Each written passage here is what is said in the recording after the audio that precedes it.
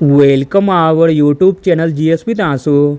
67 BPSC री exam के लिए आज से बिहार करंट अफेयर के लिए 2021-22 से सिलेक्टेड 500 क्वेश्चन का न्यू टेस्ट सीरीज स्टार्ट किया गया है, जिसमें आज सेट नंबर 1 को लगाने वाले हैं। इसमें सारे प्रश्न बहुत ही इंपॉर्टेंट दिए गए हैं, जो आपके एग्ज़ाम में डायरेक्ट आने की पूरी संभावना है, इसलिए वीडियो को लास्ट तक ज़रूर देखें।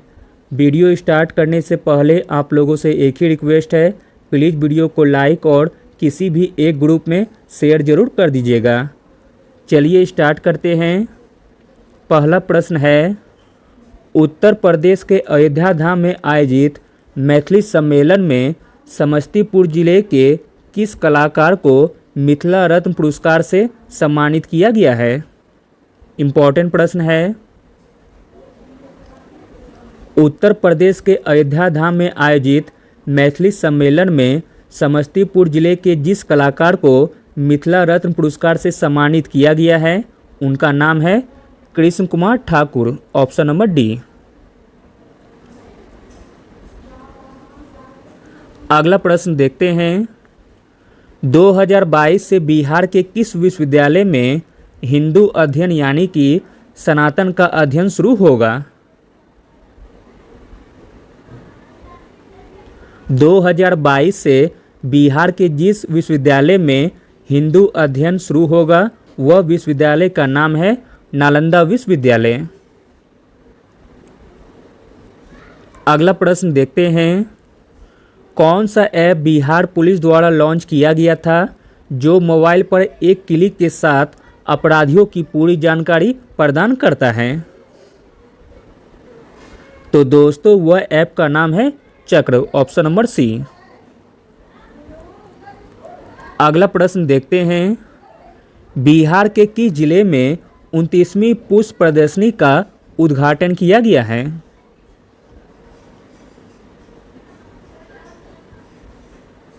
बिहार के दरभंगा जिले में 29वीं पुष्प प्रदर्शनी का उद्घाटन किया गया है।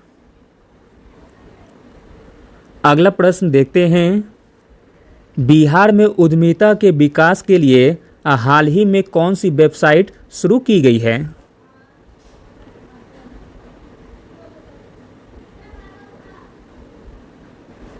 बिहार में उद्यमिता के विकास के लिए जो वेबसाइट शुरू की गई है, उसका नाम है letsinspireBihar.org। अगला प्रश्न है। बिहार के सारण में राष्ट्रीय जलमार्ग 1 पर जो गंगा नदी पर है, कुल्लू घाट इंटरमॉडल टर्मिनल की आधारशिला किसने रखी है? बिहार के सारण में राष्ट्रीय जलमार्ग 1 पर कुल्लू घाट इंटरमॉडल टर्मिनल की आधारशिला रखी है सर्बानंद सोनोवाल ने। Option number B. 5 फरवरी 2022 को केंद्रीय बंदरगाह जहाजरानी और जलमार्ग मंत्री आयुष सर्बानंद सोनोवाल ने बिहार के सारण में राष्ट्रीय जलमार्ग 1 पर कुल्लू घाट इंटरमॉडल टर्मिनल की आधारशिला रखी है। अगला प्रश्न है। 1 फरवरी 2022 को प्रस्तुत केंद्रीय बजट 2021-22 में बिहार में शहरी विकास के लिए प्रस्तावित राशि से कितने नगर निकाय को लाभ मिलेगा? इम्पॉर्टेंट प्रश्न है। 1 फरवरी 2022 को प्रस्तुत केंद्रीय बजट 2021-22 में बिहार में शहरी विकास के लिए प्रस्तावित राशि से 263 नगर निकाय को लाभ मिलेगा। 1 फरवरी 2022 को प्रस्तावित बजट में बिहार में शहरी विकास के लिए और राशि आवंटित की गई है, जिससे राज्य के 263 नगर निकाय को लाभ मिलेगा। अगला प्रश्न देखते हैं।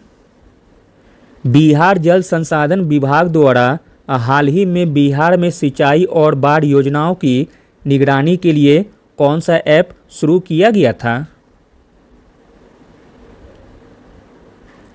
बिहार में सिंचाई और बाढ़ योजनाओं की निगरानी के लिए जो ऐप शुरू किया गया था, उसका नाम है दृष्टि ऐप। Option number A. अगला प्रश्न देखते हैं, बिहार सरकार ने राज्य में उद्योगों को बढ़ावा देने के लिए कौन सी पहल शुरू की है? बिहार सरकार ने राज्य में उद्योगों को बढ़ावा देने के लिए जो पहल शुरू की है वह है plug and play, option number A.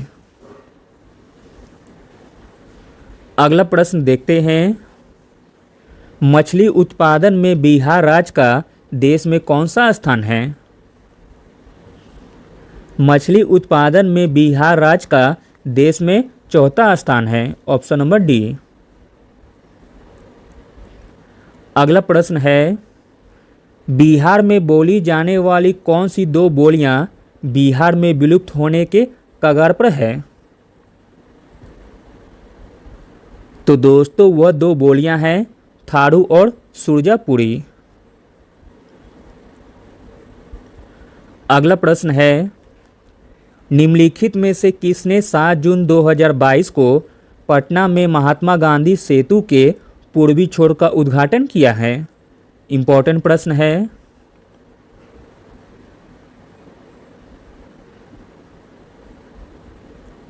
7 जून 2022 को पटना में महात्मा गांधी सेतु के पूर्वी छोर का उद्घाटन किया है नितिन गडकरी तथा नीतीश कुमार ने।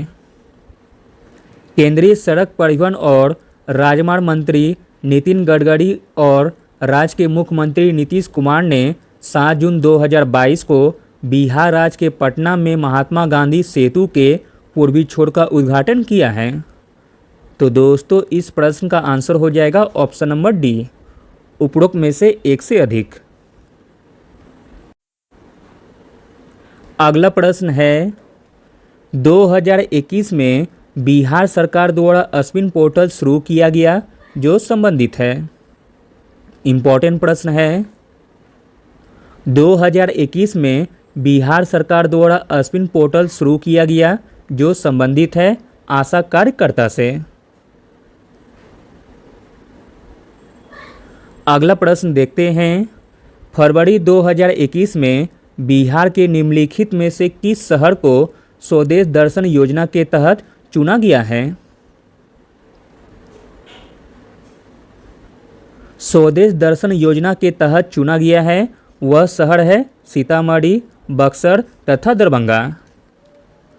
केंद्र सरकार की स्वदेश दर्शन योजना के तहत बिहार के 3 शहरों सीतामढ़ी, बक्सर तथा दरभंगा को चुना गया था। अगला प्रश्न देखते हैं, कौन सा राज्य सरकारी गोदाम से संबंधित जानकारी के लिए ई भंडारण व्यवस्था लागू करने वाला भारत का पहला राज्य बन गया है? इम्पोर्टेंट प्रश्न है क्योंकि भारत का पहला है। ई भंडारण व्यवस्था लागू करने वाला भारत का पहला राज्य बन गया है अपना प्यारा बिहार राज्य।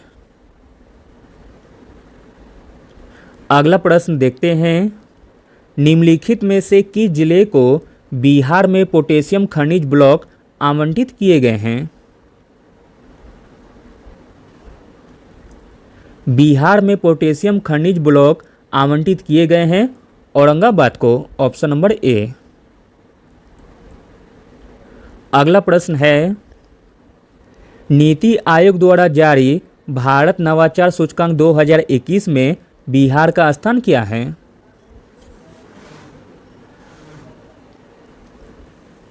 नीति आयोग द्वारा जारी भारत नवाचार सूचकांक 2021 में बिहार का स्थान है 17वां स्थान।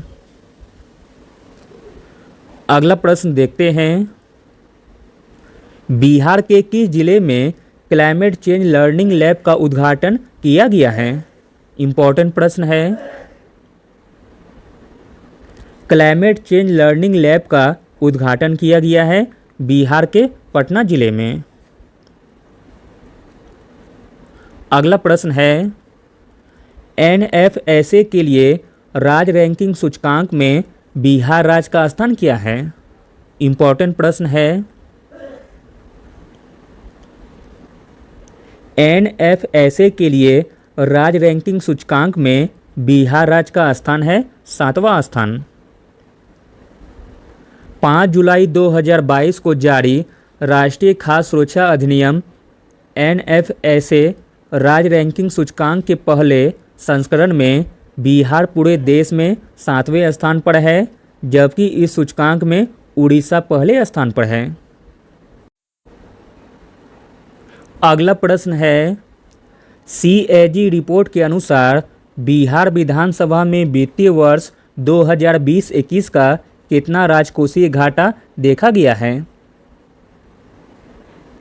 CAG रिपोर्ट के अनुसार बिहार विधानसभा में वित्तीय वर्ष 2020-21 का कितना राजकोषीय घाटा देखा गया है? तो 29,827 करोड़ रुपए। अगला प्रश्न है, बिहार सरकार ने किस संस्थान से भूमि की पट्टा राशि पर 20 से 80% की छूट देने का निर्णय लिया है? तो दोस्तों वह संस्थान का नाम है बिहार औद्योगिक क्षेत्र विकास प्राधिकरण। अगला प्रश्न देखते हैं, बिहार सरकार गुड़ उद्योग के लिए कितनी % सहायता देगी? बिहार सरकार गुड़ उद्योग के लिए 50% सहायता देगी।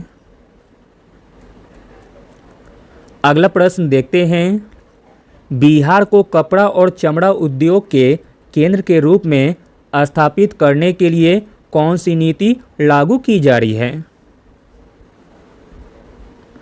तो दोस्तों वह नीति का नाम है बिहार औद्योगिक निवेश संवर्धन नीति 2022।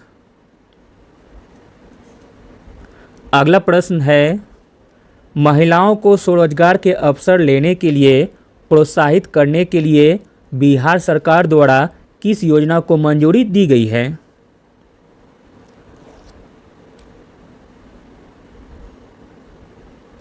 महिलाओं को स्वरोजगार के अवसर लेने के लिए प्रोत्साहित करने के लिए बिहार सरकार द्वारा जिस योजना को मंजूरी दी गई है वह योजना का नाम है मुख्यमंत्री महिला उद्यमी योजना। इस योजना के तहत महिला लाभार्थियों को नया उद्यम शुरू करने के लिए 10 लाख रुपए का ऋण प्रदान किया जाएगा। ऋण राशि का 50% ब्याज मुक्त आधार पर प्रदान किया जाएगा। अगला और अंतिम प्रश्न देखते हैं, बिहार में उद्योगों का कारण होने वाले वायु प्रदूषण से निपटने के लिए किस पट्टी या बेल्ट का विकास किया जा रहा है?